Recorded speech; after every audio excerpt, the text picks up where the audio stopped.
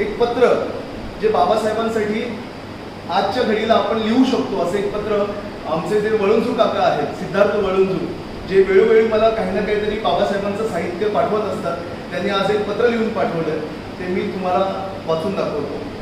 प्रिय डॉक्टर बाबासाहेब आंबेडकर, तुम्ही नसूनही दररोज मला भेटता. कधी एखाद्या पुस्तकाच्या ओळीमधून, तर कधी आजूबाजूच्या सामाजिक घडामोडीमधून.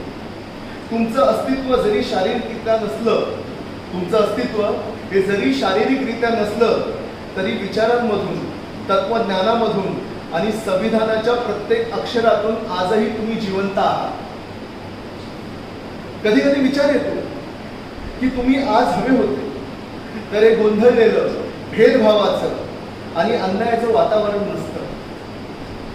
तुम्ही जर तुमचं कार्य केलं नसतं तर आज मी हे काही शब्द सुद्धा लिहू शकलो नसतो.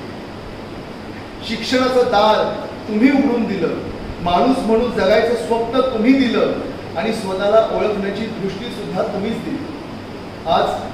आज तुमची जयंती म्हणजे माझ्या बापाची जयंती. तुमच्यामुळेच आम्हाला स्वाभिमानाने जगण्याचा अधिकार मिळाला. आजही तुमची खूप गरज आहे या देशाला.